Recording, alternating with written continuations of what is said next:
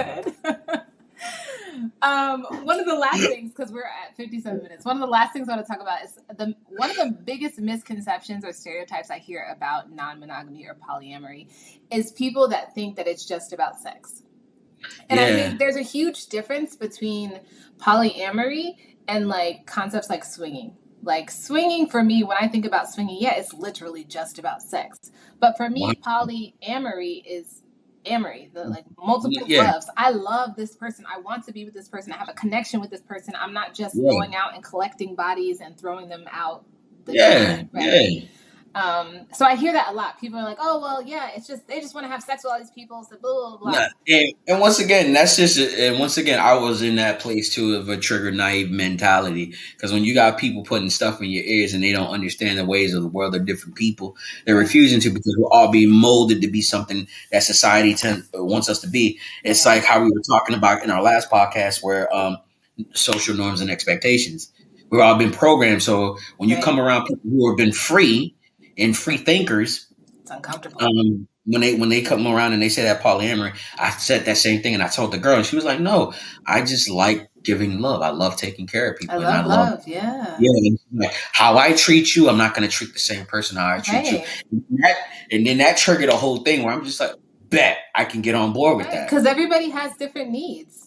And everybody has different things that they want. You know, that you may be with one person and this person brings out the silly, playful, soft side of me. And this person over here brings out the like deep thinking, I can get all my business plans down. And this person brings out like the sultry vixen type energy. Like everybody has different needs and everybody has different connections that they bring out in you. Like you don't have just one friend. This is my only friend and we're ride or die. No, you have multiple friends and each friend brings something different to your dynamic.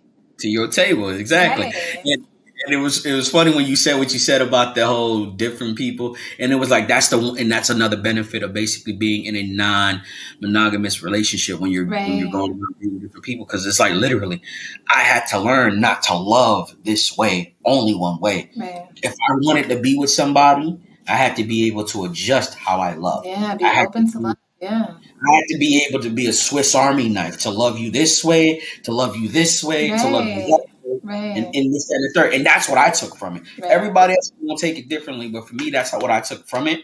And that's what allowed me to basically even more so be in love with love how I am now. But understanding the dynamic of, like you said, I'm not going to just be I'm not going to be your lover and provider, and that's the only way I love you is by providing for you. No, I'm also going to be capable to provide. I'm also going to be capable to have soulful conversations, meaningful conversations, trustworthy conversations, be silly with you on things, talk about things that you are interested in that I may not even give a crap about, but I'm able to tune in, effectively tune in, have those discussions, have those debates with you on it, because not only is it because that's who I am, or that's who I became, but it's also me looking at a chance for me to grow. In every relationship, in every connection with an individual, they are always teaching you to grow every single day. Right. And I think so in wrapping it up, some ways that we can support and empower people to embrace non-monogamous relationships. Like everybody doesn't have to be monogamous, but how do we as a people, as a society, like how do we start having these conversations and embracing people without the stigma and the shame of, well, the Bible says it's just like this, or my mama says it's just like this, or whatever, whoever said about whatever. Like, how do we begin to reduce that stigma and empower people to live authentically, whatever that looks like for them, whether that's being a loner, whether that's being monogamous, whether that's being polyamorous, whether that's being whatever in between. Like, how do we empower that? And that is one thing, like we're posting live. So anybody has comments and questions and ideas and certain things like that, we will definitely interact, engage, bring it up. Heck, if we get enough, we'll just do a whole segment where we're just talking about those comments and questions and going back over the things that I'd say if we get like 10 people and we weren't able to get back to, or we get 10 people and they had great things and you guys want us to share them on the show, we'd be more than happy to do so and do a whole part 2, or not even a part 2, just a sharing comments segment where we just go over the comments and we talk about it, what these persons said and this, that, and the third, and me include you in it comment wise, or if you want to get on live with us too, that's fine. You know what I mean? Because we would love to hear what y'all think. This is all about opening up dialogue and discussion so that we can all learn and grow and shift and be our authentic selves, right? Yes. I love it. So with I that love being it. said, do you have any last words? My most important thing is be yourself, no matter what that may look like. Who cares what other people may think? Who cares what it may look like to them? As long as you yourself are happy. And no matter what comes into your life, it may be a temporary moment of happiness, but genuinely seek out that thing that makes you happy, or that person, or whatever. But most importantly, you got to be happy with yourself first, foremost, obviously. Yeah. But be yourself. Be happy with who you are, whether you big, fat, small, chunky, whatever that may be. Be happy with yourself and don't care about what anybody says.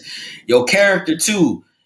There's gonna be people out there for you, and like I said, I don't rock with everybody, and not everybody rocks with me. But that's we're all made different. So accepting people for who they are, and like I said, once you know who they are, act accordingly. That's it. Yeah.